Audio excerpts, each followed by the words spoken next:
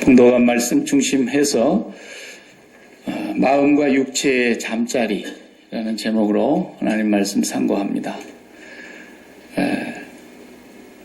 본문을 한 절 한 절 발세해 가면서 설명을 하려고 하면은 너무 시간이 많이 걸려서 편지 한 통을 놓고 그냥 몇 달씩 볼 수는 없고 얼른 봐야 될 것 같아서 본문을 좀 길게 잡았습니다. 오늘 제목은 성경에 없는 말이죠. 지난주에 빛 가운데 행하는 삶 이랬는데 그 말씀과 지금 이어져서 오늘 2장에서 계속해서 그 말씀을 하고 계시는데 왜 잠자리를 제가 오늘 얘기하려고 그러느냐 하면 우리 잠자리하고 굉장히 중요하고 밀접한 내용이 본문에 있기 때문에 그렇습니다. 제가 이제 노예를 다녀보고 총회를 다녀보면서 여행을 해보게 되면은 잠자리 탓을 하는 사람들이 더러 있더만요. 집만 나오면 변비에 걸리고 집만 나오면 잠을 못 자고 하여튼 그런 분들이 더러 있어요. 여행을 하다 보면은 세 가지가 좋아야 되는 거죠. 그냥 아무 데서나 잘 자야 돼요. 버스 타고 가면 버스 기대어 자고 방에 들어가면 방에 가서 자고 그냥 그렇게 자는 거예요. 참 잘 자야 돼요. 자리 타더지 말고. 그 여행이 그래야 재밌잖아요. 그리고 뭐든지 잘 먹어야 돼요. 금강산도 식후경이라 그랬잖아요.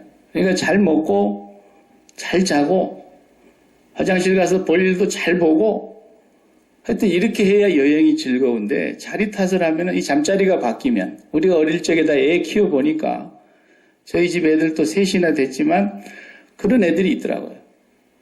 자기 집에서는 잘 자요. 남의 집만 가면 밤새 울어. 자리 탓하고 잠 안 자고 그래요. 이게 잠자리가 불편한 것도 아닌데 그렇단 말이죠. 박 목사는 잘 먹고 잘 자고 자리 탓을 하질 않습니다. 어디를 가도. 근데 영적으로 보면 그런 스타일이 좋은 게 아니에요. 이걸 비유로 제가 가져와서 설명하려고 그러는 거예요. 비유로 봤을 때에 아무 데서나 잠자리가 편하고 아무 데서나 잠자리가 좋다. 그러면 영적으로 볼 때는 나쁜 거예요. 악인의 모습이에요. 의인의 모습은 잠자리가 바뀌면 못 자야 되는 거예요. 육체와 반대란 말이죠. 그래서 오늘 마음과 육체와 마음의 잠자리를 놓고 가만히 보면은 우리의 삶이 잠자리에서 결정이 나는 거죠. 잠을 못 자고 뒤척뒤척 하면서 근심 걱정 때문에 잠을 못 잔다. 그러면 그건 문제예요. 몸에 질병이 있어가지고 잠을 못 자는 경우는 있을 수 있어요. 저도 예전 같지가 않더라고요. 2시간만 되면 깨는 거예요. 그러니까 그런 것은 뭐 어쩔 수 없다 치더라도 세상 걱정 근심이 꽉 눌려가지고 잠이 안 온다. 이리 뒤척 저리 뒤척 어떻게 할까 이렇게 하면은 그것은 분명히 잠자리가 지금 뭔가 잘못된 거예요. 왜냐하면 잠자리에서 일어나서 일 나가야 되지 않습니까? 편안하게 쉬고 그 다음에 일을 가야 되기 때문에 이 잠자리가 좋아야 모든 것이 좋은 거예요.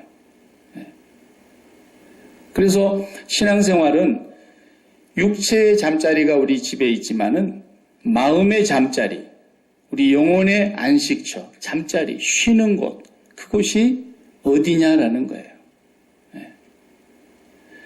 어떤 사람은 사업장이 자기 잠자리야. 그러니까 사업에 의해서 잠을 잤다 못 잤다 그러는 거예요. 사업이 잘 되면 잘 자고 사업이 안 되면 잠을 못 자고 그것이 뭐가 그 사람 잠자리냐? 사업장이 그 사람의 잠자리라고 말해요. 자식이 잠자리인 사람도 마찬가지예요. 자식 일이 잘 되면 잠이 잘 오고 자식이 무너지면 잠을 못 자고 전부가 다 그게 잠자리입니다. 우리에게 있어서. 그러니까 몸은 한 곳에 있어서 잠을 자는 것이 아니라 잠을 한 곳에서 자지만 마음은 사방에 돌아다니면서 자잖아요. 이 마음은 말이죠. 천국까지 갔다 올 수 있어요. 오늘 저녁에도. 10번도 갔다 올 수 있고 마음으로는. 과거로도 갔다 올 수 있고 아직 이루어지지 않는 미래를 당겨다 놓고 마음으로 즐거워할 수도 있고 아니면 마음으로 걱정할 수도 있고 마음이라고 하는 거 이거 뭐 시간과 공간을 초월하지 않습니까? 이 마음이라고 하는 잠자리를 어디에 두고 사느냐가 굉장히 우리에게 중요한 겁니다. 오늘 본문에서는 크게 두 가지만을 얘기하고 있어요. 뭐 많은 얘기를 읽었습니다마는 앞부분의 14절까지는 네가 진짜 빛 가운데 행하는 삶을 사는 사람이라면 하나님의 계명인 서로 사랑하라고 하는 것을 네가 행위로 나타낼 수 있을 거다. 그러나 네가 정말 빛 가운데 거하지 않는다면, 다시 말하면 어둠에 있다고 한다면 네 사랑은 가짜라는 거예요. 사랑하지 않는다라는 거예요. 이것이 지금 새 계명이라는 말씀을 주셨는데 네가 정말로 사랑하느냐? 그럼 빛 가운데 있는 거라는 거죠. 네가 지금도 사랑하지 못하고 있느냐? 그러면 어둠에 처해 있다고 하는 것을. 그것이 1절에서 14절까지 상당히 길게 얘기를 했어요. 그러면서 15절부터 17절까지가 네가 지금 사랑하고 있는 것이 잘못됐다라는 거예요. 그 원래 사랑이 잘못돼서 네 마음의 잠자리가 엉뚱한 데 있어가지고 사랑이 잘못되어 있기 때문에 사랑이 안 나온 거라는 거예요. 여기서 성경에서 요한이 말하려고 하는 새 계명, 이 사랑이라고 하는 것은 이 세상에는 없는 것입니다. 종교에서 사랑을 다 얘기하고 박애, 자비, 긍휼 다 얘기하지만 이 종교에서 말하는 사랑은 사람의 사랑을 얘기하는 겁니다. 성경에서 말하고자 하는 이 형제 사랑이라고 하는 것은 세상으로부터 오는 게 아닙니다. 그런데 사람들이 세상으로부터 오는 줄로 알고 있기 때문에 계속 세상을 사랑하는 거라는 거예요. 내 마음에 뭔가 가득 차 있어서 이제 풍성해지면, 만족해지면, 더 이상 갖고 싶은 것이 없어지면 남한테 이렇게 줄 수도 있지 않겠어요? 그게 사랑이냐? 그런 건 사랑 아니라는 거예요. 세상에서도 그런 건 다 하는 거예요. 종교가 없어도 무교로 살아도 사랑을 합니다. 그런 사랑은. 세상에 어떤 종교에 가도 다 그런 사랑을 가르치고 있어요. 그러나 성경은 그런 사랑을 가르친 적이 단 한 번도 없어요. 구약 전부터 계시록 끝까지.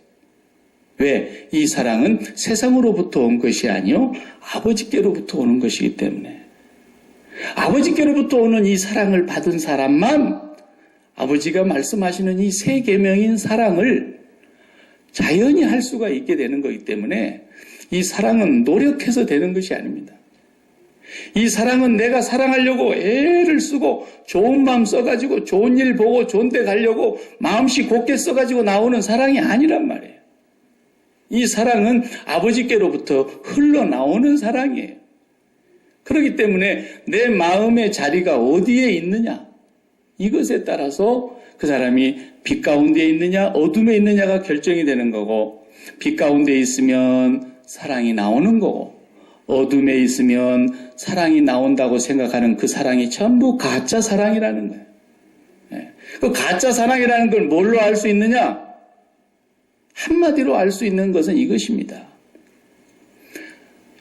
이 세상에서 기쁨과 만족과 즐거움을 얻을 것이라고 생각하는 마음이 있다면 이미 가짜 사랑인 거예요.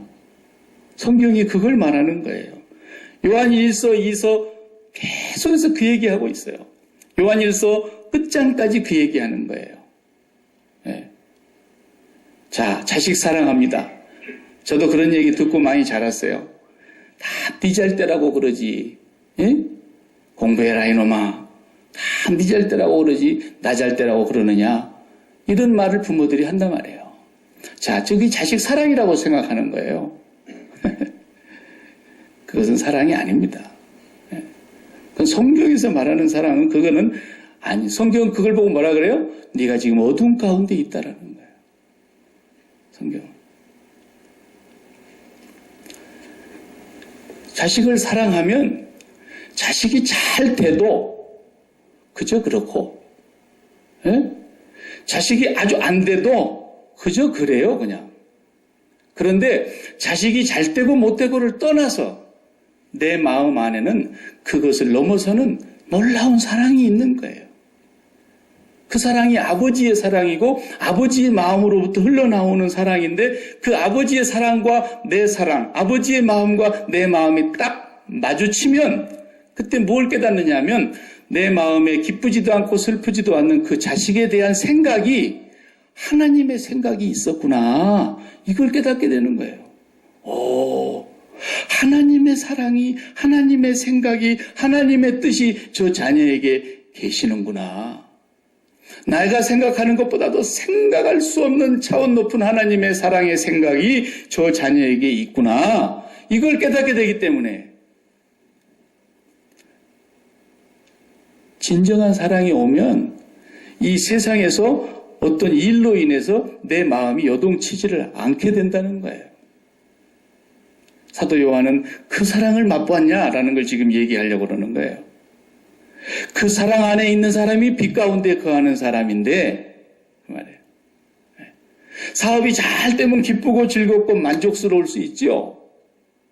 그런데 사업이 항상 그렇기만 합니까? 기울어질 때도 있고 안 될 때도 있고 파타고 날 때도 있죠. 그럼에도 불구하고 그때는 그러면은 기분 나쁘고 화나고 짜증나고 그럽니까? 그렇다면은 너는 지금 진정한 사랑을 아직 맛보지 못했구나. 그 말이에요. 그 말이. 사실 우리 예수 믿는 사람은 개업식 할 때 크게 가서 예배 드리잖아요. 무당을 불러다가 구설하는 사람들도 있는데 우리는 이제 그렇게 하면 안 된다 그러니까 목사를 불러다 놓고 무당 굿보다도 더 이제 예배를 드리는 거예요. 뭐 하려고? 사업이 잘 되게 해달라는 거 아니겠습니까? 그래서 하나님 앞에 간절히 기도하고 축복하고 온 성도들이 가서 축복하고 기도를 해줬어요. 그랬는데 한 2, 3년 잘 되는 것 같더니 어떻게 그냥 세계 경기가 이상하게 됐더니 그만 내 사업까지도 그냥 확 기울어져 버린단 말이에요. 그럼 어떻게 해야 되는 거예요, 여러분? 그럴 때. 그러면 이제 개업할 때는 엄청나게 가서 기도하고 축복하고 목사가 축도까지 하고 했는데 사업이 기울어져 버렸으니까 그날도 목사님을 불러야 되잖아요. 목사님, 오늘 우리가 이제 폐업을 하고 문을 닫게 되었습니다. 하나님께 예배를 드려주시기 바랍니다. 그래야 되는데 한 사람도 나는 지금까지 그런 사람을 못 봤어요. 왜? 하나님 생각하고 내 생각하고 다르기 때문에. 그런데 하나님의 마음속으로 들어가 봤더니 내 사업이 망해야 될 이유가 있더라는 거예요. 이 사업을 문을 닫아야 될 이유가 있더라는 거예요. 하나님의 또 다른 계획이 있더라는 거예요. 하나님의 놀라우신 비밀스러운 일들이 또 진행되어 가고 있더라는 거예요. 그렇기 때문에 그 사랑을 맛보게 되면 이 세상의 사업장이 잘 되냐 안 되냐에 따라서 내 삶에 기쁨이 있느냐 만족이 있느냐 슬픔이 있느냐 걱정이 있느냐가 상관없더라는 거예요. 사도 요한은 그 사랑을 네가 맛보고 살아가는 빛 가운데 행하는 삶이냐라는 걸 지금 얘기하는 겁니다. 우리가 사업이 잘 되기를 바랐고 간절히 기도했지만 사업이 안 될 수도 있는데 잘된 것만 하나님이 행하신 일이 아니고 내 뜻대로 안 되는 것도 하나님이 행하시는 일이기 때문에 범사에 감사하라 그런 거 아닙니까? 사도 바울이 그래서 범사에 감사했지 매 맞고 나와도 감사했어요. 내가 예수 그리스도의 이름을 위하여 핍박을 받으며 고난을 받는 자로 여김을 받는 것 자체를 기뻐했단 말이에요. 이 사람들. 매를 맞고 나오는 것은 내가 그리스도를 사랑하고 그리스도의 사람이라고 하는 것이구나. 내가 하늘에 속해 있는 사람이라는 것이구나. 그것을 자랑스러워 생각하며 매를 맞는 자리에서 기뻐하면서 공회를 나왔다고 성경이 기록하고 있지 않습니까? 그렇기 때문에 이 세상의 사랑을 아무리 얘기해도 그 사랑은 거짓이고 가짜고 어둠 속에서 암중모색을 하고 있는 거예요. 내가 난 자식이라도 그렇게 사랑하는 것 같지만 그게 내 마음을 갈기갈기 찢어나 봐요. 오, 자식이 아니라 왼수다 그러잖아요. 그게 뭔 사랑입니까? 그런 건 사랑이 아닌데 그런 걸 사랑이라고 살고 있는 거예요. 세상 사람들이. 하나님의 마음속으로 들어가 보면 자식이 나에게 그렇게 속을 썩이는 것도 아니라고요. 하나님 마음속으로 들어가 보면.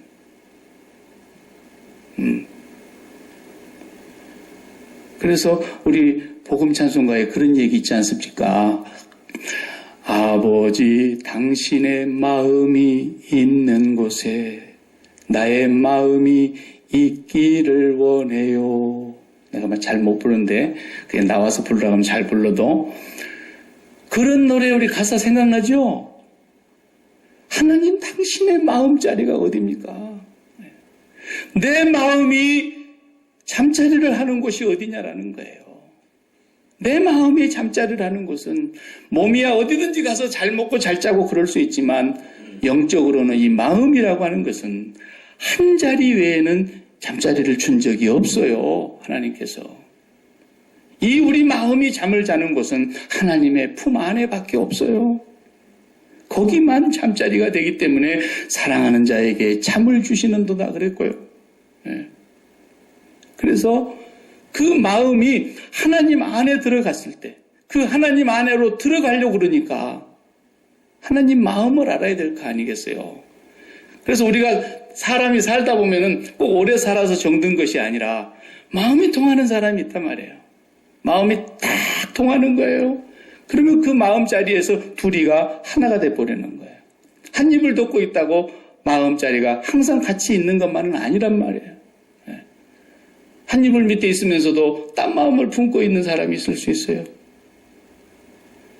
제가 그래서 봤는데 어떤 권사님 간증이에요. 이 권사님은 시장에서 옷감을 파는 분이세요. 남대문에서 옷을 팔아서 이북에서 내려오셔가지고 남대문에서 옷 장사를 하시면서 열심히 돈을 벌었어요. 근데 이북에서부터 하나님을 잘 섬기던 분이기 때문에 교회밖에 모르는 권사님이세요. 이제 일 끝나면 항상 교회, 언제나 교회. 그렇게 사는 분인데 그 남편 되신 분은 좀 괴짜예요. 교회를 안 나가요. 하나님 안 믿어요. 그러니까 뭐 늘 두 분이 한 이불을 덮고 살아도 마음자리가 다른 거예요. 남편은 뭐 하는 분이냐면 한량이에요. 부인이 너무 돈을 잘 버니까 카메라를 하나 고급 카메라를 사서 들고 산지사방을 돌아다니면서 작품 사진 찍어대고 그것도 옛날 요즘 같으면 돈 안 들지만 옛날에는 그 인화지가 얼마나 비쌉니까? 그 필름이 얼마나 비쌉니까? 그걸 가지고 계속 누가 봐주지도 않는 사진을 작품 사진을 만든다고 온 삼천리 방방곡곡을 돌아다니니 주일도 모르고 하나님도 모르고 얼마나 마음에 근심이 됐는지. 저 영감 한번 내가 교회 나가고 죽는 것이 소원이다. 그래도 안 나오는 거예요. 네. 근데 어느 날 밥을 먹고 조용히 다정하게 이 남편이 권사님한테 다가와가지고 얘기를 하는데 벌써 뭔가 수작을 부리는 거예요. 이 카메라가 낡았어. 요즘 새로 나온 거 하나 이렇게 사고 싶은데 돈이 있어야지. 부인이 버는 돈으로 이제 사야 되겠는데 만 가지 어린애기 장난감 하나 사달라는 것처럼 그냥 그렇게 졸더래요. 어떻게 졸라대는지 견디다 못해서 그 비싼 걸 사줬대요. 몇백만 원 하는 걸. 그때 몇백만 원짜리가 얼마나 비싼 겁니까?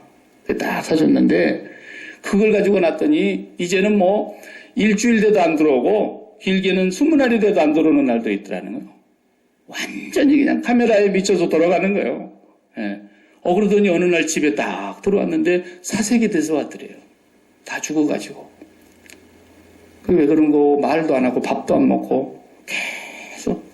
그래서 이제 왜 그러는가 하고 계속 물어보니까 그걸 잃어버린 거야. 그 비싼 걸 누가 벌써 눈독 들여놨다가 가져간 거야. 다 죽어갔어. 다 죽었어. 그래 뭐 또 사기는 사야 되겠는데 이거 뭐 이리배 가는 것도 아니고 그래 밥 먹으라고 해도 밥도 안 먹고 그냥 시름시름 앓는 사람처럼 거의 폐인이 되어 가더래요. 폐인. 이러다가 초상치게 생겼더래요. 그래서 아이고 돈 낳고 사람 낳냐 그러고 그냥 또 한 번 더 사준다고 속는셈 치고 그 비싼 것을 일어나도 않고 입을 뒤집어 쓰고 있는 영감 옆에다가 돈을 소복이 쌓아놓고 이 왼수야 하나 더 사라 이렇게 써놓고 나왔다는 거예요. 그러니까 영감님이 그냥 그날로 살아난 거예요. 그날로. 네. 그러고 났더니 주일이 됐습니다. 문을 닫고 교회를 나오려고 그러는데 문소리가 나더래요.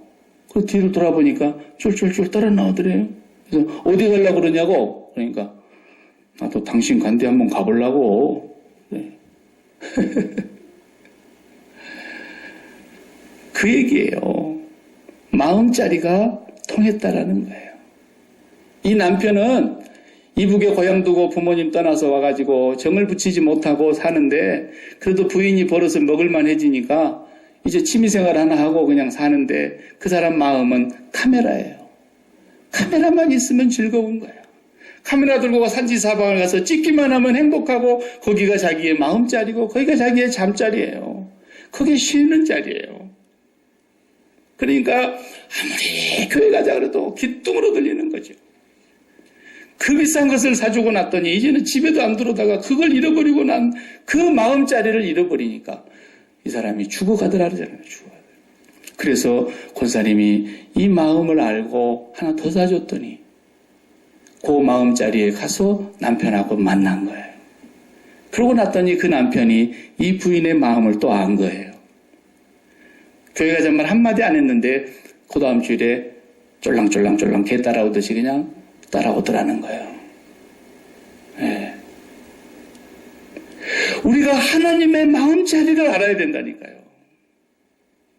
그 하나님의 마음자리로 가지 아니하면 10년을 다니고 20년을 다니고 30년 평생을 다녀도 그 하나님의 마음자리를 만나지 못하면 어둠 가운데 사는 삶을 살다가 끝나는 거예요. 사랑 아닌 것을 사랑인 줄로 착각하고 사는 거예요.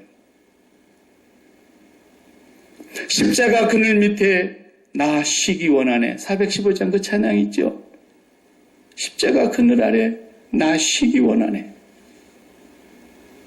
진정으로 하나님께서 우리의 마음자리는 한 곳밖에 주신 적이 없어요. 그 외에는 우리의 마음이 잠자리가 없습니다. 쉴 곳이 없습니다. 네. 하나님의 마음자리가 어딘지 아시고 여러분 예수 믿으세요? 하나님 마음자리가 어딘지 알고 기도하세요? 이 땅에 예수 그리스도를 보내셨기 전에 하나님께서는 성자 예수 그리스도 성자 하나님과 영원 전부터 창세 전에 두 분은 함께 하셨고 아버지가 아들 안에 아들이 아버지 안에 계셨다 그랬습니다. 그리고 그 사랑 안에 거하신 사랑이신 하나님. 하나님은 사랑이시라 그랬어요. 아버지가 예수 그리스도 안에 예수 그리스도가 아버지 안에 그것을 사랑이라고 표현한 거예요. 드라마 연속곡 제목도 내 안에 있다 뭐 그런 게 있었다면서요. 사랑이라는 거예요. 사랑. 어느 날 그 사람이 내 안에 들어와 있다. 사랑이라는 거예요. 그런 사랑의 관계로 들어가다가 그분이 세상의 육체를 입고 이 강림절에 이제 오신 거예요. 거룩한 성탄절에 세상에 오신 거예요. 그리고 그분이 이제는 하나님의 뜻을 이루시기 위해서 이 땅에 오신 목적을 시작하시기 위해서 공생애를 30세에 시작하실 때에 세례요한에게 세례를 받는데 하늘로부터 음성이 들리는 거예요. 세례요한이 들었어요. 이는 내 사랑하는 아들이요 내 기뻐하는 자라. 그 예수님께서 또 공생애를 제자들과 함께 지내시다가 어느 날 새 제자를 데리고 변화산 위에를 올라갔는데 그 변화산 위에서 보면은 모세와 엘리야와 함께 별세하실 것을 말씀하셨다 그랬어요. 성경에 보면. 하나님께서 이제 예수 그리스도를 통해서 이 땅의 만민을 구원하시려고 세상을 사랑하사 독생자를 보내신 그 뜻을 이루시기 위해서 그 세 분이 대화를 하고 있었다는 거예요. 그때 막 베드로가 혼비백사하고 너무 좋아가지고 정신없는 소리 했지 않습니까? 우리가 여기서 사는 것이 좋겠고 우리가 초막을 셋을 지을 테니까 하나는 모세를 위하여 하나는 엘리야를 위하여 하나는 주님을 위해서 짓겠습니다. 자기 집도 짓한 말 안 하고 그렇게 좋아서 그때에 또 하늘로부터 음성이 들립니다. 이는 내 사랑하는 아들이요 내 기뻐하는 자라. 너희는 저의 말을 들으라 그러십니다. 그 예수 그리스도께서 십자가를 지시는 거예요. 이제는 우리를 구원하시기 위해서 그분이 십자가를 지시는 그 길로 갑니다. 그리고 마침내 십자가에서 못 박혀 죽으십니다. 그 죽으신 예수 그리스도 그 자리가 바로 하나님이 가장 기뻐하신 자리였습니다. 왜? 독생자 예수 그리스도가 십자가를 지는 그 자리. 만민을 구원하시려고 하나님이 세상을 이처럼 사랑하사 독생자를 주신 그 자리. 그 자리가 내 자리라고 하는 것을 철저하게 깨닫고 내가 죽었어야 될 자리에 주님이 죽었구나. 주님의 죽으심이 나의 죽음이었구나. 주님이 세상을 죽이신 날이요 죄를 죽이신 날이요 저주와 심판을 담당하신 날이었구나. 그 죽음의 자리에 그 자리에 십자가 그늘 아래 내 마음자리라고 하는 것입니다. 거기를 가야 하나님을 만나는 거예요. 이 권사님이 그 남편이 마음자리로 평생 갖고 있었던 그 카메라 하나를 그걸 하나 더 사줬더니 그 마음이 그만 부인하고 딱 하나 되어서 따라 나오는 것처럼 오늘 우리가 진정으로 하나님의 마음자리를 알고 있느냐는 거예요. 하나님의 마음자리를 알고 있네. 그런데 사람들은 전부가 다 그 마음자리가 어디에 있어요? 이 세상이나 세상에 있는 것들, 육신의 정욕과 안목의 정욕과 이생의 자랑거리에 그 마음이 다 가 있더라는 거예요. 거기에 마음자리가 가 있어서 거기에서 쉼을 얻으려고 그러고 거기서 만족을 찾으려고 그러고 거기서 인생의 즐거움과 행복을 느끼려고 하고 거기서 기쁨을 누리려고 하는 그 마음자리가 여전히 변하지 않고 있더라는 거예요. 아무도 그 예수 그리스도 하나님이 사랑하는 그 자리, 그 주님과 함께 나의 죽음이 된 그 자리, 그 자리를 아무도 사모하지 않더라는 거예요. 그 자리는 그냥 천국 보내는 자리, 나를 죽어서 천국에 앉게 해주는 자리로만 받고 있지 내 마음자리는 여전히 이 세상에 있는 것과 육신의 정욕과 안목의 정욕과 이생의 자랑거리를 갖고 있으니 이 세상으로부터 나오는 것에서 무슨 사랑이 나오겠느냐 그 얘기하려고 그러는 거예요. 이건 아버지께로부터 온 것이 아니기 때문에 다 세상으로 쫓아온 것이기 때문에 너희가 아무리 사랑하려고 해도 사랑이 되지 않고 사랑 입으로 그렇게 노래를 부르고 아무리 사랑하자고 목청껏 외쳐도 사랑은 나올 수 없다는 것입니다. 왜? 사랑은 사람한테서 나오는 게 아니기 때문에. 내가 그 십자가에서 세상에 대해서 죽을 때만 아버지를 만나게 되고 그 아버지의 사랑을 깨닫게 될 때만이 거기로부터서 참 사랑이 흘러나오기 때문에 이것은 내가 노력해서 사랑하는 것이 아니고 아버지의 사랑, 아버지의 마음에 있는 곳에 가서 있고 보니까 아버지의 마음을 알게 된 거예요. 뭘 알았어요? 하나님이 세상을 이처럼 사랑하시구나. 하나님께서 이처럼 세상을 사랑하시는구나. 그 아버지의 마음을 알고 그 아버지의 마음이 내 마음으로 흘러 들어오다 보니까 내 마음은 아버지의 장갑이 되어서 아버지의 손에 씌워진 장갑이 되어서 아버지가 나를 살아가시더라는 거예요. 이것이 내 안에 그리스도가 사니라는 말씀인 거죠. 육신의 정욕이 뭡니까? 육신의 정욕이라는 것은 내 몸뚱아리가 있는 동안에 관계하고 있는 모든 것들을 사랑하고 거기서 만족과 기쁨을 얻으려고 하는 게 육신의 정욕입니다. 내 몸뚱아리가 없어져 봐요. 이 정욕은 자연히 없어지는 거예요. 이 몸뚱아리가 살아있는 동안 이 육체가 관계하고 있는 모든 것에서 내 인생의 기쁨과 보람과 의미를 찾으려고 하는 거, 이 다 육신의 정욕이에요. 안목의 정욕이 뭡니까? 내 육체가 살아있는 동안 눈으로 보기에 좋아하는 것을 쫓아가는 거예요. 사람마다 다 다른 거지만 하여튼 눈으로 보기에 좋은 것을 다 쫓아가는 거예요. 그리고 이생의 자랑이 뭡니까? 이생의 자랑거리. 이 세상의 자랑거리라는 말은 사단이 만들어 놓은 최고의 가치를 말하는 거예요. 예수님에게도 네가 무릎 꿇고 나한테 경배하면 내가 보여준 이 세상의 모든 영광을 다 줄게 말했던 그 세상의 자랑. 네. 그래서 세상에서는 뭘 자랑으로 여깁니까? 세상에서 제일 높은 자리에 올라갔거나 세상에서 성공을 했다거나 세상에서 남들이 못 가진 걸 가졌다거나 세상에서 남들이 누리지 못하는 자리에까지 올라가는 모든 그 영광된 것들을 세상의 자랑거리라 그럽니다. 네.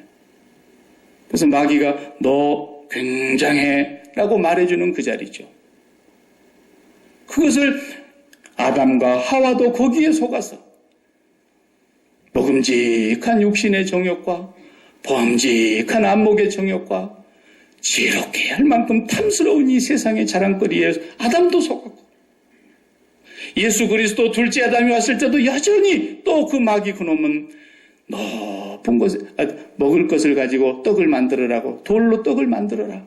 육신의 정욕을 또 부추기고 성전 꼭대기에 또 올려놓고 사람들이 쳐다보는 것에서 뛰어내려보라고 또 보암직한 안목의 정욕으로 또 요구하고 세상의 영광을 다 보여주면서 또 세상의 자랑거리로 또 유혹하고 이놈의 마귀는 에덴 동산에서부터 세상 바벨론의 멸망까지 끊임없이 우리의 마음자리를 세상에 두게 하는 것입니다. 세상에만 두면 마귀는 성공하는 것입니다. 그 사람이 세상에만 뒀다 그러면 예수 믿어도 좋다는 겁니다. 무슨 말인지 아시겠습니까? 예수는 믿는다 그러는데 그 예수는 나를 천국 데려다주는 예수를 믿는 거고 이 세상은 여전히 내 마음자리고 내 마음의 참자리가 되어서 세상에서 쉬고 세상에서 기쁨 누리고 세상에서 즐거워하려고 세상에서 만족 누리려고 하고 이 세상의 눈에 보이는 것들로 그렇게 살아가려고 하는 그 삶, 그것이 있는 한 너는 어둠에서 나올 수가 없다는 거예요. 그렇게 살아가는 한 너의 사랑은 진실한 사랑이 될 수 없다는 거예요. 그래놓고 보면 우리가 지금 사랑하고 있는 겁니까?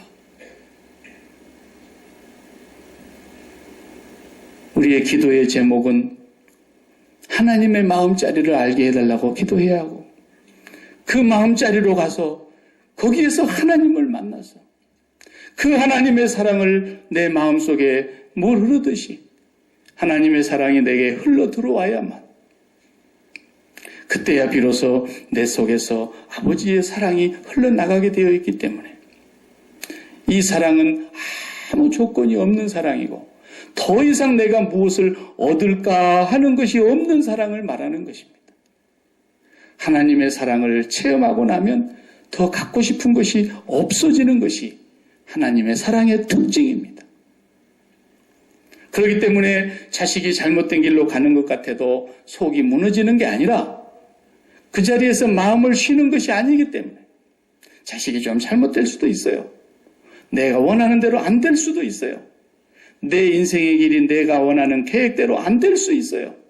그러나 하나님의 그 마음자리에서 그 사랑을 깨닫고 보니까 아버지의 사랑은 여전히 함께하고 계시고 아버지의 계획은 여전히 실패하지 않으시고 아버지의 뜻은 여전히 진행되어 가고 있는 진행 중이라고 하는 걸 알게 되기 때문에 그 속에서 이제는 감사할 수 있고 무화과나무에 과실이 없어도 포도나무에 소출이 없어도 밭에 식물이 없어도 우리의 양이 없고 외양간에 소가 없을지라도 나는 여호와로 인하여 즐거워하며 내 구원의 하나님을 기뻐하리로다.